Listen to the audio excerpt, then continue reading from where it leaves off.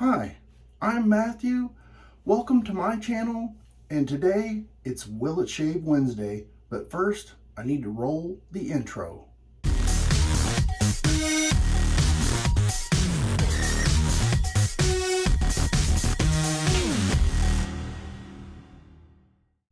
Did you notice I didn't wet my face?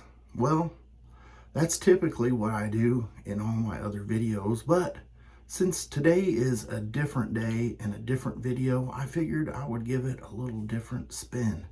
So today I'm going to do a comparison where I will be showing you what I know about these two razors, and you're just going to sit back, enjoy, and watch.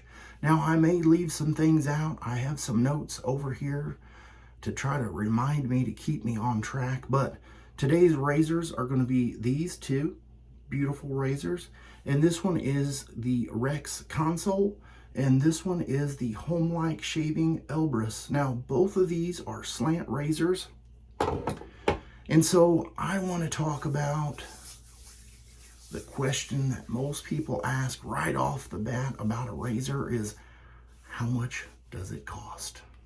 Now, I did spend my own money on both of these razors, and I'm going to try to give you an unbiased, realistic viewpoint of mine.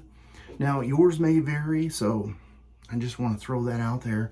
But the cost on the Rex Konsul, I just checked, and it's $349.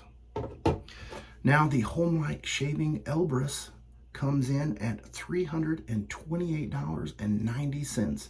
Now, the price on this razor may vary up and down a little bit with the conversion rate of the dollar. So that is that. Now, the next thing people are going to want to know is, what kind of material is this razor made of? And both of them are, you guessed it, 3/16 stainless steel. And I will have to say the finish on this one is kind of a machined finish. It's not the polished. This one is a matte finish, and it is not polished as well. And let's see what else. Okay, the weight. The Konsul comes in at 106 grams, whereas the Elbrus is 103 grams, and it is a little bit lighter, and you can just barely feel it. There's really not a whole lot of, if you've got them in both hands, you can tell one is just slightly lighter. Now, the overall, or well, I don't know if this is the length, the overall length, or the handle length. I didn't measure this. I was just kind of going by the specs on the website. The length of this is 93 millimeters, and the Rex is 87. And you can see there's a little bit of a difference if you stack the caps up.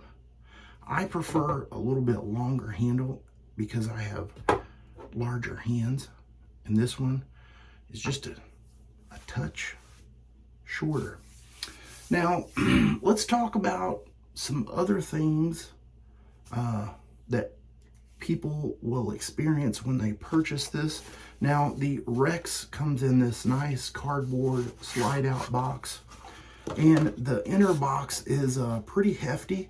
It almost has kind of a plastic type feel to it, and the case, or the top of the box, comes open, and then there's this little, I'm going to say it's kind of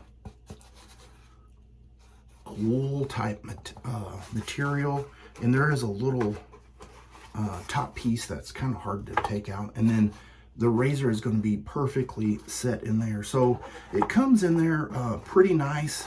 I will say that you can see how much room is in the box, so when you put this little piece in here, there's still a lot of room that it can kind of shake around in the box, but I feel like it's probably going to be well protected. At least mine was when it came in.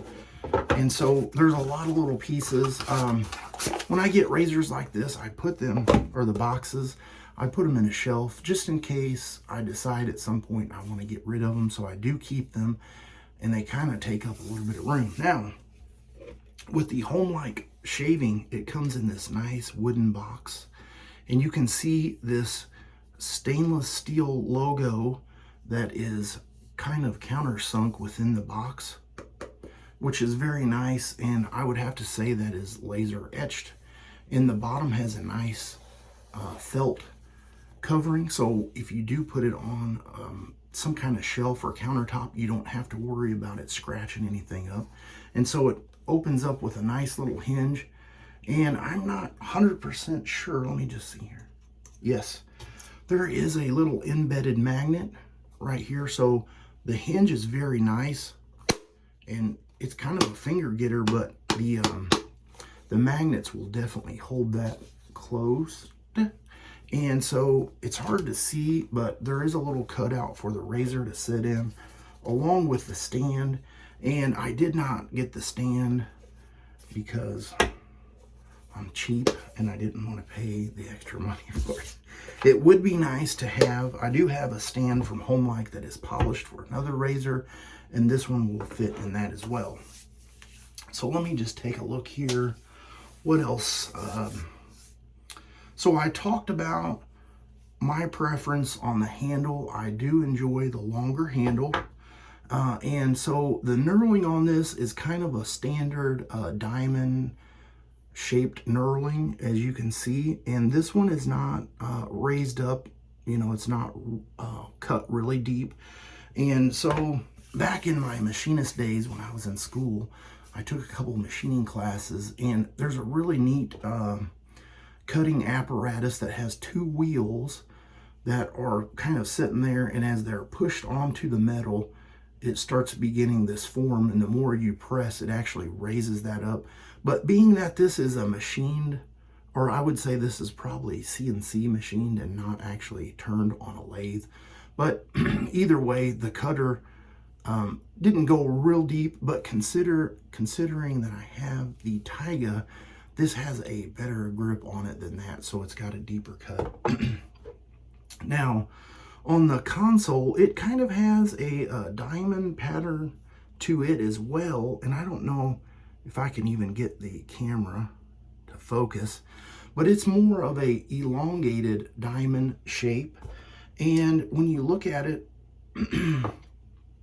the diamonds on these are more stretched out, and they're staggered to where these are more on this razor kind of stacked as they go around.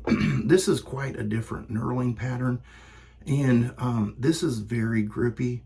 Some people would almost say that it's sharp, so just keep that in mind. The last thing that I'm going to talk about is disassembly. So on this particular razor, this bottom knob does not come out, and so if you're wanting to clean it, you cannot take the blade tray or the adjustment knob out. This is as far as you can take it, unless you want to I think you can order these with a special request to not have the thread lock on there, so you can take it all apart. To where the Homelike, you can take this out and you can totally disassemble it, which I like. And so that's just, you know, a preference thing. Some people will just loosen this up, remove the blade, run it under the water, and be fine with it. Other people like to take it apart. And so there's kind of that trade-off of the average person, would they be mechanically inclined to want to take that apart all the time and possibly not be able to put it back together? And so the Rex kind of falls in that category of eliminating that, but there's the trade-off of not being able to clean it. So that is that. Let's see, what else am I want to talk about? So on the two different razors, there's some pros and cons. And some of the things that I kind of looked at is, if you can see, the slant on this particular razor goes a different direction than this one. So this one is slanting downward that direction, and this one is slanting downward in that direction. So that's kind of a neat difference. And I'm going to go out on a limb and say that although both razors kind of use the Gibbs technology or design. Each of these are a little bit different, and this is where I'm going to say I'm going to kind of go out on the limb, because I'm going to say that this razor, even though it uses some of the Gibbs design, it also has a very mild slant. Now, this particular slant reminds me a lot of the Merkur slant because it's very gentle. To where this particular razor, it still utilizes the same design mechanism from the Gibbs. It's more like the, and I might butcher the name of this razor. It's an older razor, and it has this really dramatic twist or slant to it, and it's the Fasan slant. So maybe it's just me, maybe it's not. Now, so let's still talk about the razor, and this is going to be probably a long video, so my apologies. Okay, so I'm going to talk a little bit about this and a little bit of the unique design. And so I'm going to say that this bottom knob stays attached, which I've said before, and the top cap comes open. And so this here is the blade tray. The blade sets on this, and this is the solid bar. Now, the solid bar actually moves up and down to give you the gap, and the blade tray sits stationary. And one of the things that is kind of unique about it is if you look at the end, this has a chamfer cut out to where this one is solid, and when you switch it around, it's the same thing. But one of the things that they did to kind of eliminate the unevenness of, if the, you know, as far as some of the other razors that I'm going to say that fall into the cheaper category don't do, is this part of the blade tray actually comes down and locks in the solid bar. And the one reason why I want to point that out is because for me, I feel like sometimes, depending on where you're shaving on your face, the crisp, clean corners look really nice, but if you happen to rock the razor one way or the other, or get too close to your ear, these are just a little bit too sharp for me. And so on the Elbrus, it has the nice rounded corners, as you can see, and no matter what way you try to touch part of your face or your nose, you're not going to have that scratching feeling. So everything is rounded off and nice and smooth, and I do enjoy that. So the thing that could kind of be a trade-off on this razor, and it's not necessarily a bad thing, is whenever you take the bottom knob out and the top cap off, once you are adjusting the settings on here, and this is the same thing that I noticed on the Taiga, is that the blade tray can actually move a little bit, and it's fine, but if you don't have it lined up perfectly, you still have to line those slots up. And so that brings me to the next thing that I want to talk about on these particular razors, is blade loading. And I want to say that on the Rex, it is kind of difficult to load the blade. But before I talk about that, I kind of want to just briefly talk about the slant razor. And so, you know, when you're thinking about, typically when you're shaving, the blade is just going to be turned and you're going to shave. So then you're kind of thinking, okay, I'm shaving downward. And that's kind of the old chopping a tree down. And at some point, the guillotine came out, and they realized that instead of doing the chopping the tree down method, it's not quite as clean and sharp, and it might take multiple chops. At an angle actually makes it better because there's this slicing feature, and so as it's cutting, this edge here leads, so it kind of makes you wonder. And I think there has been razors out there that actually, instead of holding the blade straight, they just cant it like this, and so that is the slant. But both of these designs actually take the blade this way and give it a torque like that, and it's hard to see on the camera. And did I say I'm apologizing for this? Is going to be a long video because I plan on doing a shave, but you know what, Maybe I'll do a shave in part 2. Okay, so here's the top cap of the Rex, and if you notice the tabs that hold this in, and this is something that is minor that could be fixed with an update, and maybe it will at some point, but for me, I have this razor and it will never be fixed because this is the only one that I have. So you can see when you put that in there, the tabs do not align the blade at all. And so you have to kind of push your fingers in there and get it lined up and then squeeze in order to do that. And so as you're holding that, which, you know, a lot of people want to keep their fingers away from the cutting edge, and then you're going to have to line that up and put it together. And so for the shave, I'm going to be using the Gillette Silver Blue that you just saw me load in this particular razor. Now with the Elbrus, when you go to take it apart and you take the top cap, and I've got another brand new Gillette Silver Blue, and you go to drop it in there. I have to turn it because it spun on me a little bit. You can see that the tab is already sticking through. Can you see it? It's kind of hard to show, but it's already sticking through the blade. So you don't have to really worry so much about lining that up or squeezing it. And then you just take it and put it together, nice and easy.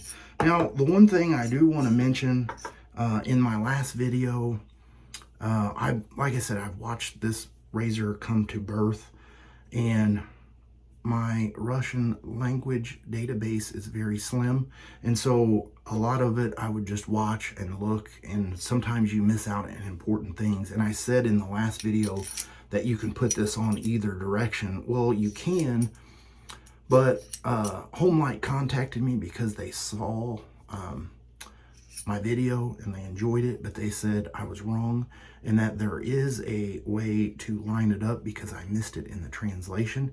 And so from what he had explained was, whenever you hold these up, as long as you're able to read the letters on this and the letters on that, that is the proper alignment. So I shaved with this multiple times and I spun the head multiple times, and I couldn't tell any difference. And maybe I was just so happy and excited. But either way, it shaves. I would say that if there is another alignment procedure, it would be nice to just have the 3 little dots like on the Taiga. But like I said, that's minor. So those are the things that I think I wanted to talk about. Oh yes, there's one other thing that Homelike did tell me that I forgot to mention, because a lot of people like mild to medium razors, and some people like really mild, and then some people like really aggressive. And this particular razor, you are able to turn it beyond 6 and further. So if you want to get beyond the 1.18 millimeter gap, you can with that razor. But with this razor, you're locked in at the 6. And my particular razor, it's not quite lined up at the 1. It actually kind of stops at, I guess you could call that 7 or 0.5, I don't know, but that's where that is.